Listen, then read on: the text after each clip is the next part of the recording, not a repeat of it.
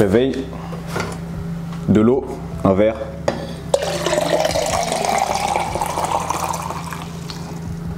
Il y avait déjà de l'eau dedans, à peu près 1 litre.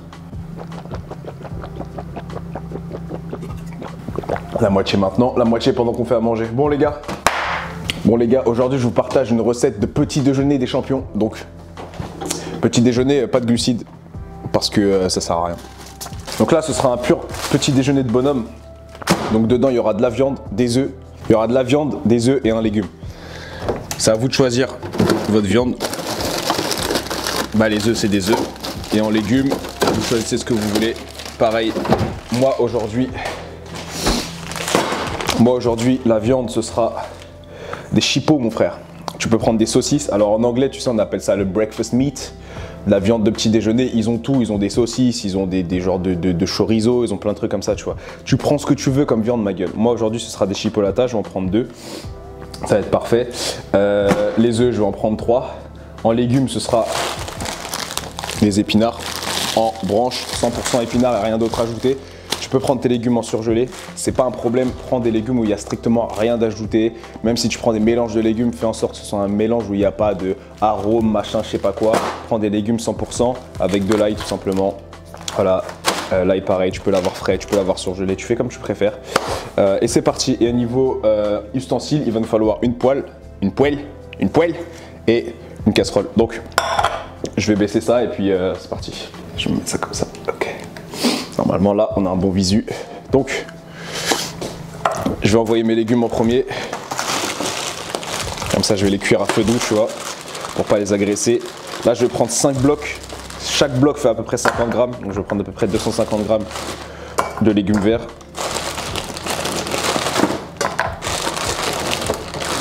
Ça, c'est pas... ça compte pas, ça. 4, 5. Et ça, c'est le 6e. Le petit bonus. Hop, je mets un petit fond d'eau. Voilà. Je mets un petit sel. Hop. Hop. Voilà. Ça part tout seul sur feu doux. Clac. Allez, on met ça sur feu doux, on lui met un petit couvercle. Ça, on n'en parle plus. Dans 5 minutes, c'est prêt. On passe à la suite. Donc, la suite, c'est pas compliqué. On va prendre... Je vais prendre 2 chipots. Hop. Bon, aujourd'hui, je dois compter mes macros, donc je vais les peser. Donc, balance, hop, il y a 2 façons de peser, soit on met sur la balance, soit on tare d'abord la balance et ensuite on enlève et ça va donner ce qu'il y a en négatif. Donc là, par exemple, si j'enlève mes 2, ça fait 113 grammes, 112 grammes. Donc là, je sais que c'est moins 112. Donc là, ce que je peux faire, c'est venir prendre mon tel, faire clac, faire ajouter, scanner le produit. Hop, je vérifie que les macros sont bons pour 100 grammes. C'est à peu près ça, c'est pas exactement ça, mais ça me suffit largement à quelques calories près. Hop, 112. Et là, je sais que dans mes 2 chipots, du coup, j'ai 20 grammes de lipides, 17 grammes de prot et 2 grammes de glucides. Hop, parfait, c'est rentré, c'est bon. Ça, je vais pas le peser, tu vois. Ça, c'est 19 calories pour 100 grammes. 0 g de fat, 1 g de glucides, 3 grammes de fibres, 2 grammes de prot. Donc en fait, le macronutriment le plus présent là-dedans, c'est les protéines et c'est 2 grammes. J'ai dû mettre à peu près 250 comme je t'ai dit. Ça veut dire que ça fait 45 calories et 50 calories. Bon, je vais pas crever pour 50 calories, surtout de légumes. Hop, ça, fini, ça repart au congèle. Ok, là, je vais prendre une poêle et je la mets à feu moyen haut. Ma truc va jusqu'à 9, là je l'ai mis sur 7. Donc comme je disais, moi c'est des chipots, mais tu peux prendre des merguez. Attention, bonne qualité, hein. Très bonne qualité à chaque fois. Tu peux prendre des merguez, tu peux prendre du chorizo, tu peux prendre du jambon, tu peux prendre de la copa, tu peux prendre peu importe les saucisses que tu veux, tu peux prendre des abats si t'aimes bien. En fait, tu prends ce que tu veux, tu prends une bonne viande, un bon truc. Là je vais le couper parce que je veux pas cuire mes chipots comme ça. Là je veux les mettre dans mes œufs, donc je vais en faire des trucs, des morceaux comme ça. Ok, ok, ok, ok, voilà, simple. Tu vois, j'en ai pas fait 3 tonnes non plus.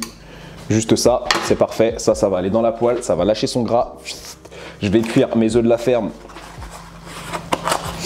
Je vais cuire mes œufs de la ferme dans le gras de la chipot. Ensuite, j'ajoute les légumes, l'ail et je rajouterai à la fin de la cuisson les herbes. Et puis voilà, ce sera réglé. L'essentiel ici sur ce repas, c'est d'avoir protéines et lipides. Donc là, on va passer côté cuisson. Bon, je te mets un peu comme ça, hein, histoire que tu... Putain, ça race, merde. Voilà. Donc là, c'est en train de préchauffer. C'est pas encore au taquet. Du coup, vas-y, pendant que ça préchauffe, je vais te faire un petit... hop, hop. Ouais, focus sur moi, ma gueule. Ok. Du coup, je te disais, pourquoi est-ce que je mets pas de glucides dans mon repas? Parce que déjà, mon entraînement, il est dans... Il est quelle heure? Ok, déjà, je m'entraîne dans 4 heures. Donc pourquoi je vais envoyer des glucides maintenant? À savoir que je ne vais pas avoir d'activité physique brute là maintenant tout de suite. J'ai pas besoin de glucides. Ça va faire monter mon sucre sanguin pour rien, ça va faire monter mon insuline pour rien, ça va m'endormir, ça va me redonner faim 2 heures après mon petit déjeuner. Donc inutile que je consomme des glucides maintenant. Surtout qu'aujourd'hui, la plupart des petits déjeuners français, c'est que des glucides. Donc c'est à base de pain ou de biscottes avec du jus d'orange et du lait, de la confiture et des trucs comme ça. Depuis tout à l'heure, je te parle que de glucides. C'est pas étonnant que la plupart des gens qui prennent ce genre de petit déjeuner soient en mauvaise santé et la dalle 2 secondes après soient surexcités parce qu'ils sont remplis d'énergie d'un coup avec les glucides, etc., etc. Tandis que les personnes qui vont se faire des repas plus lipidiques, plus protéinés, comme dans les pays, la plupart des autres pays, hein, tu vas en Angleterre, ça mange protéines lipides, tu vas en Allemagne, ça mange protéines lipides, tu vas en Espagne, ça mange protéines lipides, tu vas aux États-Unis, bon, c'est là où tu vas, ça mange en général protéines lipides, surtout là-bas, c'est le bacon and eggs. Bref, tu vas dans peu importe les pays, en général, c'est comme ça. Tu vas dans les pays orientaux, c'est plutôt pareil. Bon, il y a un peu de pain aussi avec le petit déjeuner, tu vois. Mais il n'y a jamais autant de glucides réunis dans un même repas que le petit déjeuner français. Surtout qu'on te dit le petit déjeuner, le repas le plus important de la journée. Quelle connerie, encore une fois. Bon, là, je pense que la poêle est bien préchauffée. Donc là, hop, tu vas prendre ta viande et tu viens la mettre sans aucun ajout de matière grasse. Hein. Tu la mets directement dedans, hop, et tu la laisses. Voilà, et tu mets un coup de hotte. Donc, je suis désolé, les gars, par contre, pour les oreilles. Normalement, vous n'allez pas trop l'entendre. Hop, et là, tu vas laisser prendre. Là, on regarde où est-ce que ça en est au niveau de la cuisson des épinards, tu vois. Hop, là, ça commence à décongeler tranquille. Donc, tu laisses ça faire son bail sur le feu. Tu laisses cuire ça. Et en attendant, on va casser les œufs. Il y a des gens qui ne savent pas casser les œufs. C'est incroyable, ça. Les œufs, ça se casse pas sur un côté, ça se casse à plat. Donc, tu prends ton œuf, ok? Tu maintiens ton œuf. Tu as un bol à côté. Tu prends ton œuf. Tu viens juste le taper gentiment. Hop, et là tu mets tes doigts, tu ouvres, 1, waouh, incroyable. Il y a une couche protectrice, il y a une couche protectrice dans l'œuf. Si tu viens taper comme ça sur un côté, tu vas casser, tu vas faire des micro-cassures de coquilles et ça va rentrer dans ton œuf. Si tu casses à plat, c'est comme un pare-brise, tu as déjà vu un pare-brise se briser. Ça reste, ça se maintient, ça fait plein de morceaux mais ils se maintiennent. Et bah là il y a la même couche de protection. Waouh, de protection, j'ai un bug. Il y a la même couche de protection que dans un pare-brise. Alors peut-être que l'humain s'est inspiré de l'œuf pour faire le pare-brise, j'en sais rien. Mais bref, tu tiens ton œuf gentiment, tu viens à surface à plat, hop, tu tapes, c'est tout. Et là tu viens, tu ouvres. 2, voilà, comme tu peux voir, il n'y a aucune coquille ni rien. Et 3, tu viens, tu tapes, tu mets les doigts, hop, tu ouvres. Et voilà. Et oui, et les œufs, ça ne se conserve pas au frais.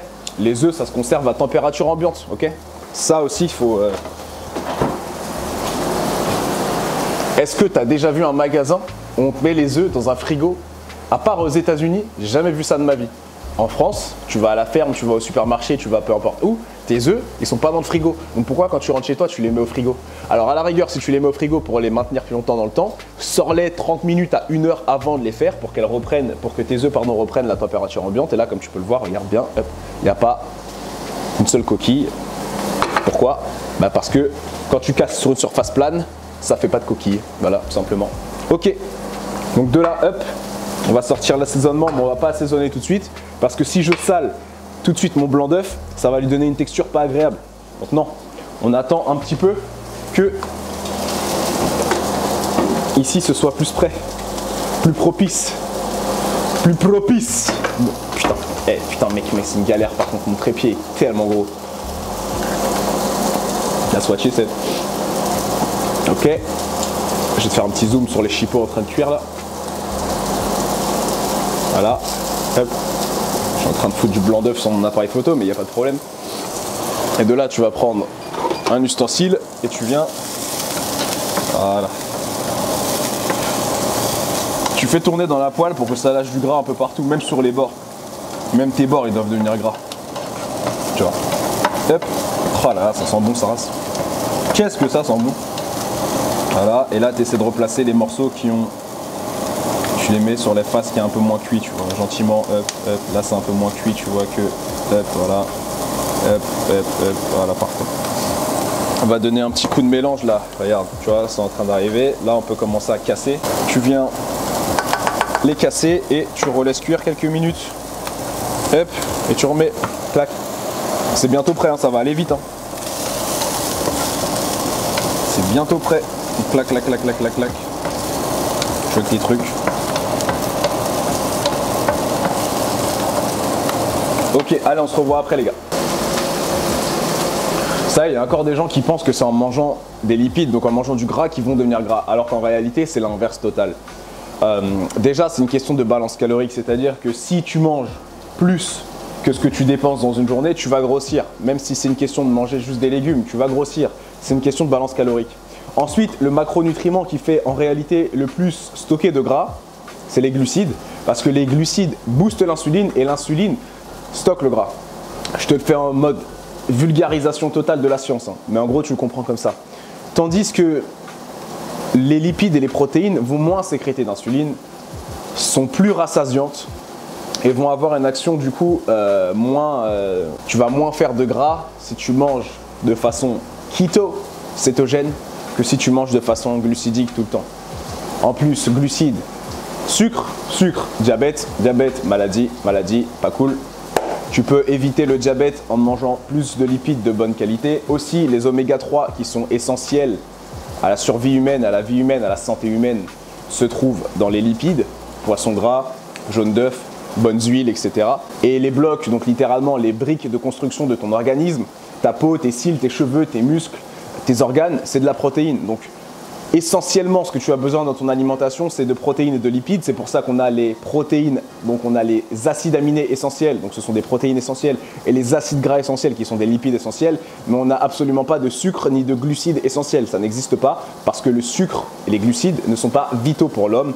Et il faut savoir qu'à partir de protéines et de lipides, le corps peut lui-même sécréter ses propres glucides parce qu'il en a besoin pour faire tourner le cerveau, il a besoin de glucose. Le corps peut sécréter son propre glucose par un phénomène qui s'appelle la gluconéogénèse. À partir de protéines et de lipides, ton corps est tellement intelligent, frérot, qu'il arrive, boum, et il crée ses propres glucoses, son propre glucide. Tu vois ce que je veux dire? Bref, t'as capté, désolé, c'est le matin les frères, je parle un peu comme un goliot le matin. Pas que le matin.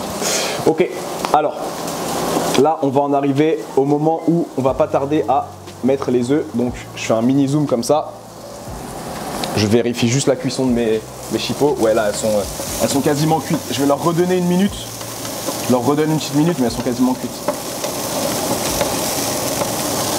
Ok, là je vais enlever le couvercle, je vais laisser s'évaporer l'eau de mes épinards. Si ça s'évapore pas assez vite, je vais les passer dans dans une passoire, dans un chinois, t'appelles ça comme tu veux, un chinois. Ok, donc là je vais répartir un peu, tu vois, mes saucisses dans la poêle, et là je vais prendre mes œufs. Et seulement maintenant, je vais les assaisonner et les battre. Excuse-moi la famille encore une fois, hop, là je suis là, c'est bon, clac clac, ok. Donc là, sel, poivre, simple, ok, sel, 1, 2, 3, 4 petits rouleaux, poivre, ok. Et là, je prends une fourchette, c'est important, parce que je vais faire une omelette française. Je ne vais pas juste battre mes œufs bêtement. Là, je vais faire une vraie omelette à la française. Et l'omelette à la française, on veut rentrer de l'air, tu vois. Donc, hop, je me mets là. Je casse mes 3 jaunes. Et là, je viens vraiment, tu vois, battre. Faire rentrer un peu d'air dans mes œufs pour qu'elle ait cette texture de French omelette. Tout est dans le poignet. Hein. Hop, hop, hop, hop. Hop, voilà, une quinzaine de secondes. Une fois que tout est bien incorporé, tu vois, ça fait quelques petites bulles comme ça. Je sais pas si tu les vois, ça fait quelques petites bulles. Et donc là, c'est que tu as la bonne texture. Et là, tu reviens et hop, tu viens tout simplement répartir tes œufs autour de ta viande. Voilà. Et là, tu laisses cuire. On va baisser le feu parce que c'est un peu fort. Et là, tu laisses cuire. Tout simple. Hop. Ça va à la vaisselle. Bon, là, on regarde. Tu vois les épinards. Il reste encore un peu trop d'eau dedans. Donc ce que je vais faire, comme je t'ai dit, je vais passer à la passoire. Je reviens dans 2 secondes. Oh, le bon liquide vert qui aurait pu finir en caca vert. Bah, d'ailleurs, ça fait toujours un peu de caca vert les épinards. Hein. Mais c'est tellement bon. Ah oui. Dans les épinards, il y a une molécule qui s'appelle l'ecdystérone. Ça ressemble à testostérone, tu vois. Ecdystérone. L'ecdystérone, c'est une molécule qui est ultra anabolisante. C'est une des molécules naturelles les plus anabolisantes. Donc c'est super en réalité d'avoir de l'ecdystérone, tu vois. Bon là, tu vois, moi, je suis un fin gourmet. Donc mes épinards, j'ai envie qu'ils aient un petit goût particulier, tu vois. Donc ici, il me reste un petit peu de graisse de canard, tu vois. Bon, tu peux prendre du beurre à cette étape-là, mais moi, il me reste de la graisse de canard, donc je vais l'utiliser. Donc là, je vais prendre une bonne cuillère à café de graisse de canard, tu vois. Et je vais mettre ça dans la poêle, dans la casserole. Voilà, hop. Oh, la graisse de canard, qu'est-ce que c'est bon, frère. Et du coup, je vais prendre mon ail qui est juste là. Et alors d'abord, pour les bienfaits de la santé de l'ail, mais aussi pour le goût majestueux de l'ail, je vais venir prendre mes petites gousses d'ail que je vais faire frire dans la graisse de canard rapidement. Oh là là là là. Ah, les odeurs, les frères, si vous étiez à côté là. Hop. Tu vois, ça, c'est un petit déjeuner de bonhomme, ça. Ça, c'est un petit déj de bonhomme, ça. Hop. Clac, clac. Donc, je vais jouer un peu avec. Voilà. Je vais assaisonner directement ma graisse de canard et mon ail. Hop. Merde. Je remélange ça bien. Et là, je vais incorporer mes épinards. Hop. Et là, je mélange le tout ensemble. Et je laisse à feu doux. Les saveurs s'incorporer ensemble. Clac. Là, mes œufs, tu vois, sont encore un petit peu baveux. J'aime bien ça. Mais je préfère qu'ils soient un petit peu plus cuits. Là, c'est l'histoire d'1 minute et c'est prêt, tu vois. Donc, là, il y a plusieurs écoles. Il y a ceux qui aiment comme moi manger les deux séparés. Et il y en a qui préféreraient prendre là les épinards, les mettre sur l'omelette comme ça et ensuite la fermer en deux. Bon là, moi, je préfère les manger séparément parce que j'aime bien absorber et apprécier le goût de chaque aliment et de chaque petit mets que j'ai cuisiné séparément. Tu vois, là, on va avoir la graisse de canard avec l'ail, sel, poivre et épinards. Simple, délicieux. Et ici, on va avoir les œufs avec la chipolata. Donc, c'est parfait aussi. Là, on vient vérifier que ça colle pas. Pour l'instant, c'est nickel. Pour l'instant, c'est nickel. Elle colle pas du tout. Là, elle est prête à sortir. Donc, les gars, on va dresser une assiette. Ok. Un bol. Ok. L'omelette.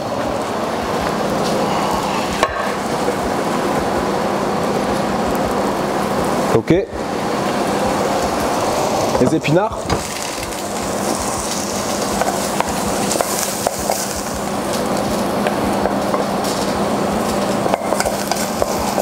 Ok.